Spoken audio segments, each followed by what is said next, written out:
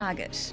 There's no bush management in and around the town of Marysville to be seen.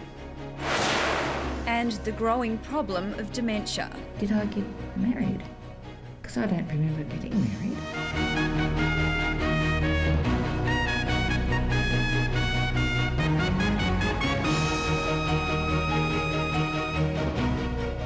Hello, I'm Josie Taylor. The state government has followed the Bushfires Royal Commission recommendation to conduct prescribed burning across 5% of public land each year. But there's growing concern that remote, easy-to-burn areas are being targeted and high-risk, difficult areas ignored. As James Bennett reports, around the town of Marysville, where 34 people died on Black Saturday, there's been no burning at all. On Black Saturday, 9 of Steve Guilfoyle's neighbours died. I said right from the start that I refused to be a victim, and it was my intention to recover with the bush. Well, looking at the bush now, the bush is recovering a lot quicker than I am, to the point where it's getting out of hand. Since 2009, the bush's recovery has been remarkable. I'm standing on the bush floor now, and but in there it's 9-10 feet high. Steve Guilfoyle has now rebuilt the family home he lost on Black Saturday. He knows it's in a high-risk area, but can't understand why the regrowth surrounding Marysville is being left unchecked. I'm not interested in what they're doing up on the ranges or doing out in the bush. I'm interested in property and lives. I've lost so many of my neighbours, I've lost so many of my friends. There's no bush management in and around the town of Marysville to be seen. 60 supported in full, 5 supported in part, 1 supported in principle. Recommendation 56 from the Bushfire Royal Commission, also Baillieu government policy, was to burn 5% of public land each year. When the next really big fire occurs, people won't ask, did you meet the target? They'll be asking, did you burn in places that reduce the risk to life and property? Professor Mike Clark was a member of the Royal Commission's expert panel on fuel reduction. Even though the 5% target was based on their work, it wasn't what he and fellow experts, including renowned bushfire scientist Kevin Tolhurst, actually recommended. Professor Mike Clark says the Commission oversimplified it. To have a blanket 5% across the state in all habitats was potentially ecologically damaging, and so that is in the body of the report, but not in the final recommendation.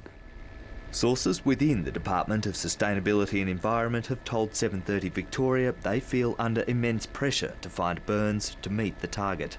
In the words of one employee, because area burnt is the only measure reported, area is driving everything.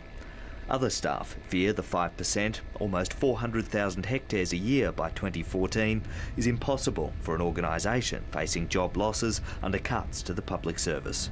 With a large single hectare target across Victoria, it encourages burns in remote areas where you can get that target most easily, safely and cheaply, and it discourages the important burns for public safety, which are the small local burns, which are very expensive, take a lot of time, take a lot of money, take a lot of resources. Despite the increased workload, the DSE's land management budget increased just $25 million to $325 million last financial year. You can't simply burn twice as much as you have before with the same number of people, can you?